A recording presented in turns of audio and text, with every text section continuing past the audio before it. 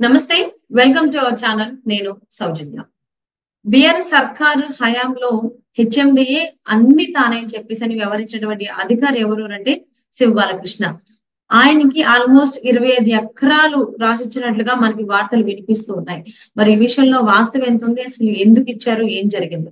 ఈ అంశానికి సంబంధించి మనతో మాట్లాడడానికి, వారి విశ్లేషణని మనతో పంచుకోవడానికి ఈరోజు మనతో పాటు ఉన్నారు సీనియర్ పొలిటికల్ అనలిస్ట్ అంది సత్యం గారు ఉన్నారు. వారితో మాట్లాడదాం. నమస్తే అండి. నమస్తే అండి. సో శివ బాలకృష్ణ హెచ్ఎండిఏలో అన్ని తానే వ్యవహరించినటువంటి అధికారి బీఆర్ఎస్ హయాంలో. సో ఈ శివ బాలకృష్ణకి ఆల్మోస్ట్ 25 ఎకరాలు ఆయన పేరు మీద ఉన్నాయి అని చెప్పేసి మనకి వివరాలు లేటెస్ట్ గా తెలుస్తున్నాయి. దీనికి సంబంధించిన అప్డేట్స్. సో ఇదేమైనా కేటీఆర్ మేడకు చుట్టుకునేటువంటి అవకాశం ఉంది. ఎందుకంటే జిహెచ్ఎంసి ఆయన హయాంలో ఆయన చూసుకున్నారు కాబట్టి కేటీఆర్ గారి ఆయనకి తెలియకుండా ఏ ఫైల్ కూడా ముందుకు జరిగింది లేదు. ఏం జరిగినా ఏ ఫైల్ ముందుకు కదలాలన్నా కేటీఆర్ కనుసన్నల్లోనే జరిగింది అనేటువంటి మనకి వార్తలు వినిపిస్తూ ఉన్నాయి. అసలు దీని గురించి మీరేమంటారు? మీ అభిప్రాయం ఏంటి? సహజంగానే హెచ్ఎండిఏలో లేదా జిహెచ్ఎంసిలో ఏ లోపం జరిగినా కేటీఆర్కు అంటుకునే అవకాశం ఉంది. ఎందుకంటే ఆయన మున్సిపల్ శాఖ మంత్రిగా, ఐటీ మంత్రిగా మొత్తం కూడా ఆయన చుట్టే పరిభ్రమించింది హైదరాబాదు సమస్యలు. కాబట్టి సమస్యలు తీర్చినా లేదా సమస్యలు ఉన్నా పేరు ప్రతిష్టలైన ఆయనకే వచ్చినాయి. తర్వాత దీంట్లో ఉన్నటువంటి లోపాలు కూడా ఆయనకే తాకేటువంటి అవకాశం ఉంది. ఇవాళ శివబాలకృష్ణ స్కాండల్ బయటపడగానే ప్రభుత్వ అధికారులు ఇంత అవినీతి ఎట్లా చేస్తారు, లేదా లెక్కలేని ఆస్తులు ఇన్ని ఎట్లా సంపాదిస్తారు అన్నప్పుడు ఖచ్చితంగా రాజకీయ సహకారం లేకుండా ఇది అయ్యే అవకాశం లేదు.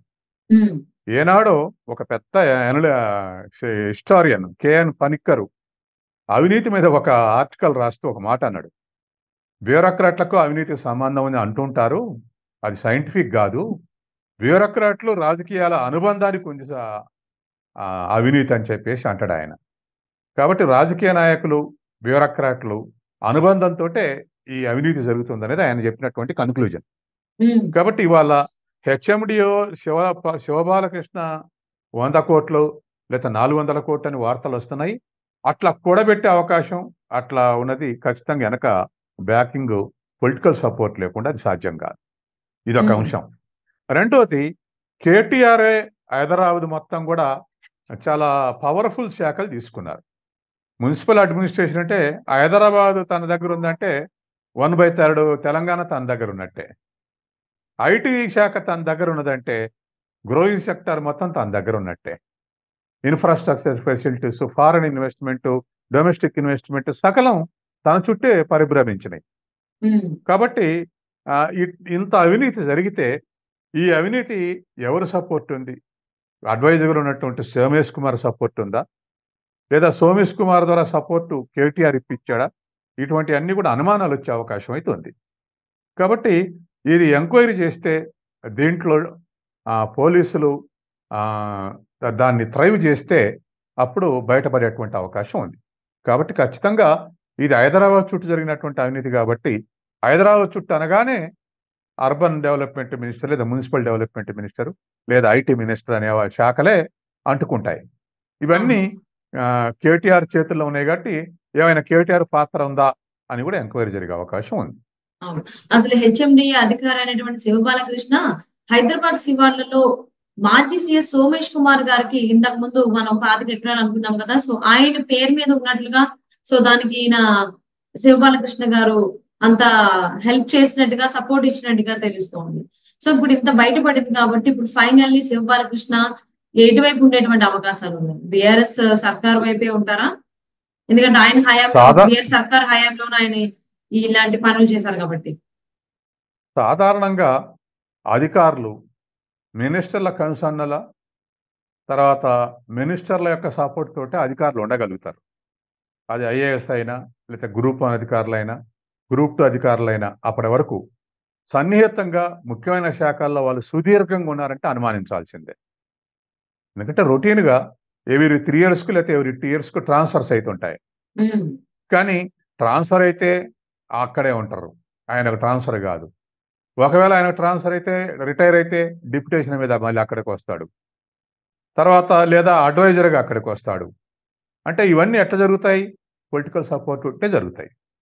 ఓకే. కాబట్టి ఒకప్పుడు హెచ్ఎండిఏ కమిషనర్ ఉన్నటువంటి సోమేష్ కుమార్ ఆ తర్వాత మళ్ళీ అడ్వైజర్గా వచ్చాడు. కొంత కాంప్లికేషన్స్ కూడా ఉన్నాయి. రెవెన్యూ శాఖని ప్రిన్సిపల్ సెక్రటరీ, కమిషనర్లు వీళ్ళు అదుపు చేయకుండా మళ్ళీ రిటైర్ అయ్యి వచ్చినాక మళ్ళీ ఆయనే గ్రిప్ చేస్తున్నారని చెప్పేసి కంప్లైంట్లు కూడా ఉన్నాయి. నిన్న ఇవాళ కంప్లైంట్లు కూడా ఇస్తున్నారు రెవెన్యూ వాళ్ళు. కాబట్టి ఖచ్చితంగా ఒక అధికారి 3 ఏళ్లు దాటినాక అదే చోట అట్టనే ఉన్నాడంటే పొలిటికల్ సపోర్ట్ ఉన్నట్టే.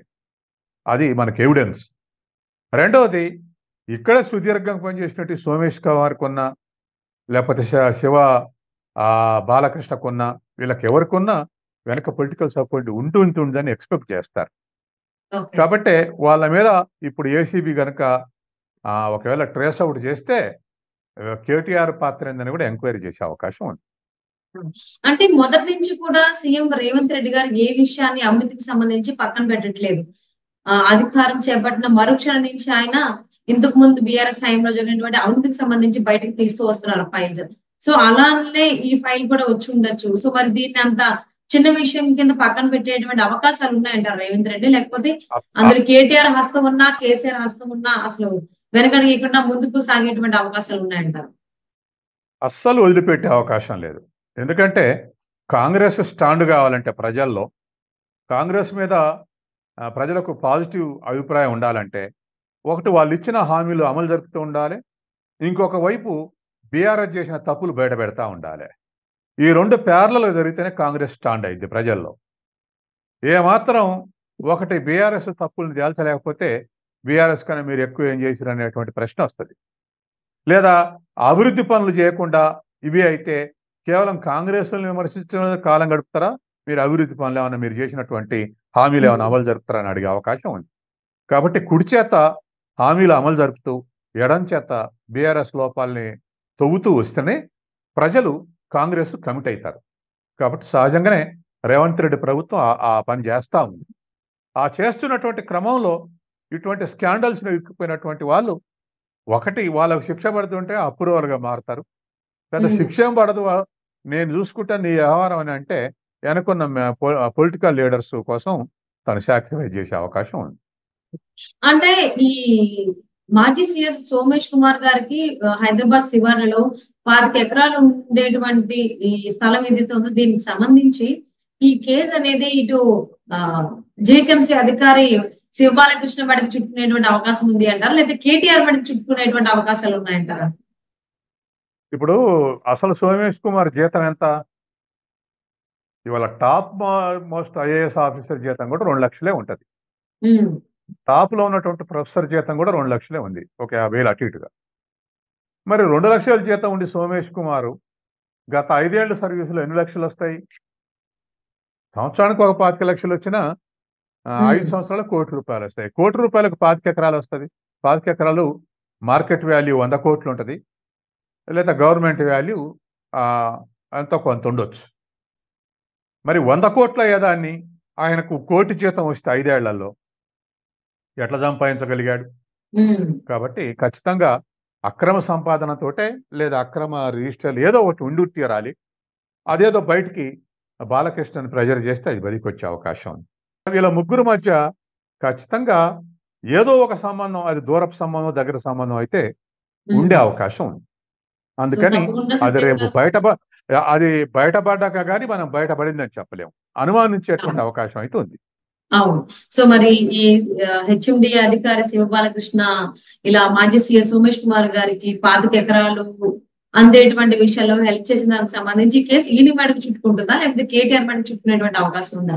అసలు రేవంత్ రెడ్డి ఇప్పటి వరకు జరిగినటువంటి బీఆర్ఎస్ హయాంలో జరిగిన ఏ అవినీతిని కూడా పక్కన పెట్టేటువంటి ఆలోచన లేరన్నట్టుగా మనకు తెలుస్తుంది. మరి దీన్ని ఎటువైపు తీసుకెళ్తారు? కొలికి తీసుకొస్తారా, మధ్యలో ఆపేస్తారా అనేది చూద్దామండి. And thank you so much for spending your valuable time with us, సత్యం గారు.